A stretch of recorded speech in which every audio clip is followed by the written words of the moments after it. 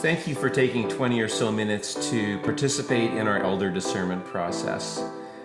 Throughout this time, you'll meet our elder discernment team, our elder candidates, and you'll receive a final challenge from Dan, who is leading our elder team presently.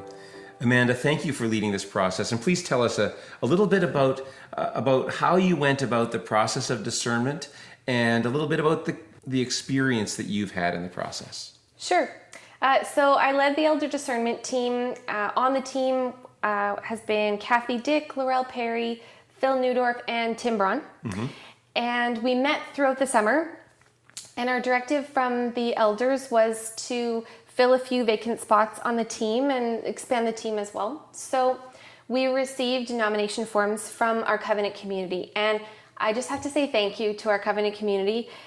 We were so blessed and amazed to read the nominations. We had more than the spots we were hoping to fill, but learning more about different members of our community and the impact that they're making as leaders where they are was just exciting, and we just really appreciated getting to know members of our community better and to know just what kind of gifted people we have in our midst right now that could be future leaders at the meeting place. So tell us a little bit about the steps in the process for you. Sure. So our team met initially to review the nominations that we received, and from there each candidate was then contacted and asked to complete a self-evaluation where we got to know a bit more about their experience, their perspectives, and why they were feeling called to serve as an elder. Our team, during our meetings, prayed a lot. We prayed for things like unity and clarity so that we would all feel on the same page, that there wouldn't be any sort of disagreement about who to put forward, but that it would feel really clear and that Jesus would be clearly directing who should be the next leader of the meeting place. If only we have ears to hear and hear what he wanted to tell us. So we also fasted on Mondays at lunchtime, really putting in that time to focus and consider who our future leaders should be. So after we heard from each of the individual candidates, we had some narrowing down to do, and at that point, members of our team met with each of the individuals that we're putting forward today to hear a bit more from them and really get a sense of why it is that they would be a good fit and what perspective or what experience they brought that would be important for our church to have as we're heading into sort of a new season. So one thing that was really important to us is that the diversity of our community would be represented in our leadership as well. That, for example, newcomers would feel that they're being well represented by members on the team and so forth. So we're really pleased with the final list that we've come up with Devo and Lori and Shauna. We feel that they all bring important perspectives and skills to the table that are going to really benefit our community. When the elder discernment team handed off the candidates, the elders also met with them and had conversation with them. And we also been praying with you and for you. And it's a delight to introduce Shauna and Lori and Devo to our community. So take a few minutes and hear their stories. Devo, thank you for participating in this process, and we want to know a little bit more about you. So I say Devo, but your name is Devotion. Yes, so it is. Which is it? How would you like people to talk with you? Okay. Yes, my name is Devotion. I respond to both, but most people at the meeting place know me as Devo. And it's common for people from Zimbabwe to have names like Devotion? Exactly. Okay. If it matters, my sister's name is Think Grace, and my other sister's name is Trustworthy. That's fantastic. A couple of quick questions that will give us a bit of a sense of who you are. Mm-hmm. So please tell us a bit, like who lives in your home? Who do you spend your days with? Yeah, I live with my sister and brother-in-law, and my cousin recently moved in, and I spend my time basically mostly with my cousin Wesley. All right. Yeah. And what's your vocation? What's your job? I work for Chai Immigrant Center, which stands for Christians Helping All Immigrants. And what's your role there? And I'm the director there. Okay, very good. And what are the things that you really enjoy doing? You find yourself personally energized and refreshed when you do those things? I like to connect with nature, and the best ways to do that for me have been I usually go out with my friends to his parents' farm and spend a weekend at the farm. Okay. That's always amazing, and also I love waterfalls. I haven't been too successful in finding some here in Canada, but I found one spot in Kenora called Rushing River. So it's not as big. It's not really big, but it does the trick. It just brings me closer to God, and it's very refreshing and peaceful. Yeah. Now, as you consider being an elder, one of the questions that I think I would have for you is, what do you love about the meeting place? The meeting place, there's mainly two things.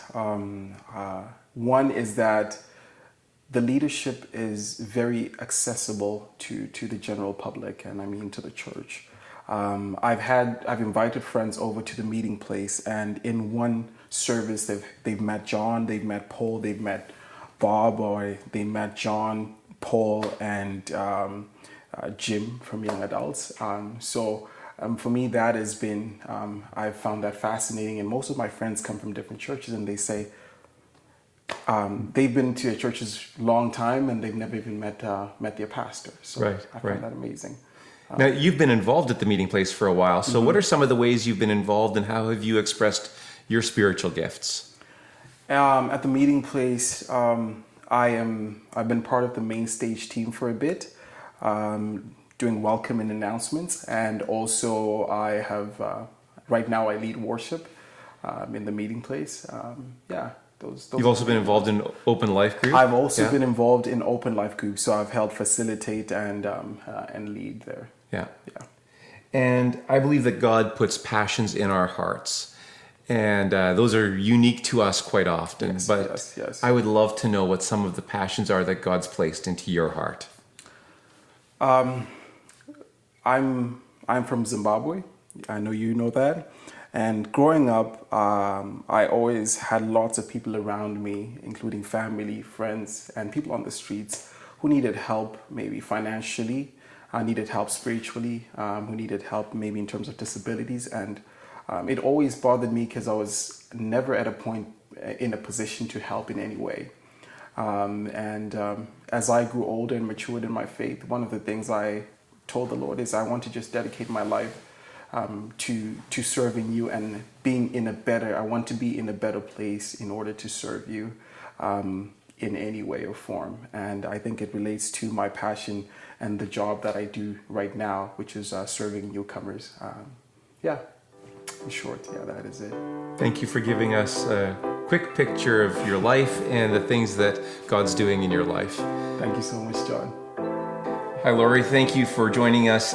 We wanted to just introduce you to our community, and so I got a few questions for you, and maybe some of the first are a little bit more on the playful or whimsical side. But who lives in your home with you? Tell us a bit about your family. Okay, I live alone. In a 3-bedroom house. My family has dissipated. My wife passed away 6 years ago, but my 2 daughters have their own families, and we still are really close. I have a grandson who's 8. Oh, nice. Yeah. And what are some of your favorite places? Where do you find yourself refreshed and restored and renewed? Well, a couple of years ago, I bought a cabin on an island on Shoal Lake, just over the Ontario border. And every chance I get, I'm there. Yeah. So, that's my place. And tell us a bit about your vocation, what you do with your days. Well, I am retired, but I do have an appointment at the university. And so I supervise some grad students. I work on research. I'm involved in a social justice program in Beijing, China right now. We're going to train migrant workers to work with other migrant workers. And if COVID wasn't here, I'd be there because they launched the college yesterday. Right. But, Oh, really? Okay. Yeah. And you taught in the social work faculty for a long time, I believe. Yeah, inner city program on Selkirk Avenue, Indigenous students. Yeah. Yeah. So tell us a little bit about what you love about the meeting place. The meeting place. Well, there's a lot of dimensions to it that I love, but of course the music is fabulous. I'm just enraptured with the music.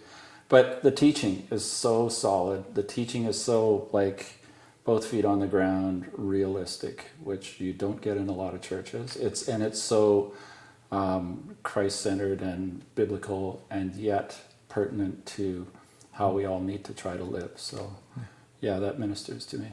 Oh, good. And you've been involved in the meeting place in different ways. What are some of the ways you've used your spiritual gifts at TMP? Well, I was on the missions team for a while there was one. And then, but mostly I've been a part of like Open Life Group and Alpha. And that sits well with me because people come there with questions. And that's what I've been doing for most of my life, is presenting stuff and answering questions. So that sits well with me. And among your spiritual gifts is teaching, I believe. Well, I think so. Yeah.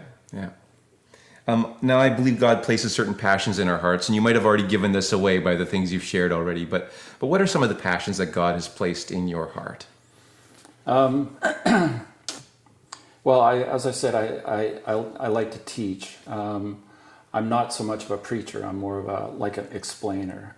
But I'm also, I've always been passionate about people that are oppressed, people that are disrespected in the world, people who deal with poverty and oppressive issues. So I've worked on that in India, I've worked on it in China, and I've worked on it in the inner city. And that really I'm passionate about those things. Thank you for giving us a little peek into your life and opening a bit of a window into your soul. And as we go into this discernment process, as a whole community, know that we are not just praying about you, we're also praying with you and for you. Thank you, John. And thanks to the community. The community at the meeting place is just like no other. I have to agree. All right. Shauna, thank you for joining us for this conversation and introducing yourself to our community as part of the elder discernment process. I've got a few quick questions for you. Yep. Who lives in your house? Tell us about your family. Yeah. So my family, I've been married to Cam. I'm married to Cam. We've been married for 27 years. Our oldest son is Tyson, and he's married to Alana.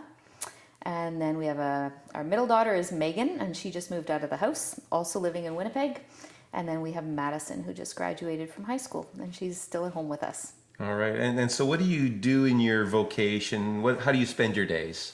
So I'm a nurse at Cancer Care Manitoba in the clinical trials unit. So okay. Yeah. And when you think of how you restore and renew and refresh, your work demands a lot of you. What do you do? Where do you go? How do you spend your time? So my favorite is camping. So I guess if I had to find maybe Nudamik is one of my kind of favorite places, but if I can get camping together with really good conversation with family and friends, together with a lot of laughing, like that's a pretty sweet spot. Laughing's important to you? Yeah, those things together. All right. That's a good thing. As you've been at the meeting place, you've found things about the meeting place that you really love. What are some of those things? Yeah. So we've been at the meeting place for about 2.5 years. And in that time, the things that I've really found that I appreciate, one of them is the intentionality that goes into the teaching, the decision making, the discernment at the meeting place. I really appreciate the process. Things are done for a reason. And even in our short time there, I think, some examples that come to mind for me are joining Covenant Community. There was intention in meeting with Dan as an elder and having him kind of introduce meeting place to us and having us share our stories with him. Maybe another one is the Level Up program that Madison has been involved in, and just the intention and the purposefulness that the grade 12 kids that are going to be graduating from high school have when they have a mentor walking with them through that huge transition year. So yeah, intentionality. And then I guess the other thing that I really love is the vision of the meeting place and how often we're reminded that we are a people who are reordering our lives around the compassionate cause of Jesus. Yeah. It's challenging and it's inviting. I love it. And when you use your spiritual gifts, what are you doing? How have you involved yourself in serving Jesus? Yeah. So one of the things that I love to do is mentor young women. I've done it formally and I've done it informally, and a number of those young women that I've walked alongside with are at the meeting place, and I just love journeying with them, and we learn from each other. So when you think of the ways you've been involved and the ways your career has taken you, how do you find spiritual practices that are important for you? What spiritual practices have been part of your renewal? Yeah. One of the, it sounds a little bit maybe obvious and cliche, but so scripture reading for me is big. Not just the reading, but reading it again and again. And God speaks to me and he reminds me of things that I've forgotten, and he teaches me new things all the time, brings new people and challenges and invitations to mind as I read scripture. So that's one of the things I love. So last question. Yeah. I believe God places passions in our hearts. What passions has God placed in your heart? I'm curious about people and their stories. And one of the things that God has placed on my heart is the desire to create safe spaces for people, safe communities and safe relationships and conversations where people can come as they are, and people can be led towards Jesus through their wrestling and through the ways that Jesus is moving in their lives, not outside of those things. So safe places is one of the things that I think God continues to pursue me with. Yeah. Thank you for giving us a picture into your life and opening up a part of your soul for us to see, and for participating in this elder discernment process. We are praying certainly about you in this process, but we're also praying for you. And I'm very pleased that you've been so open in this process and participated so joyfully. Thanks, John. Thank you. Hello, I'm Dan and I'm part of the elder team. You've just heard from our 3 candidates, Devotion, Shauna, and Lori. We are so grateful for their willingness to serve. God has placed many different gifts among them, but they each share a profound love of God and of His church.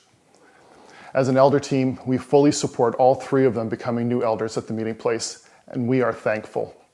Thankful that God has again been faithful in providing new leaders for our community to consider. We're thankful for the many that took the time to consider who should join the elder team, for the nominators and the nominees.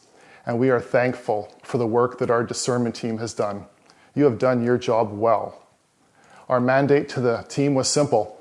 In addition to the biblical criteria for being an elder, we asked that, if possible, they would help our elder team reflect the diversity of our congregation. For we are a church family of different backgrounds, different cultures, female and male, single and married. And that brings us to the next step in the discerning new elders process. We ask that you, the covenant community of the meeting place, each set aside time to pray and fast in the coming days. Elders are recommending that all 3 candidates join the elder team, so pray about each of them, listen, and then respond. Contact one of the current 6 elders and share your affirmations, your questions, or your concerns by this Thursday at 5 o'clock. That's September 17th. Contact information should be available in the body of the email that you received with this link. So again, our ask is to discern and then respond. Don't miss the part about responding. We appreciate knowing that many have joined us in this discernment process. And finally, we invite you to join us on Sunday, September 20th for a Covenant Community meeting, where we will bless and commission hopefully 3 new elders, as well as enjoy communion together again and hear updates on a number of church topics. That's it.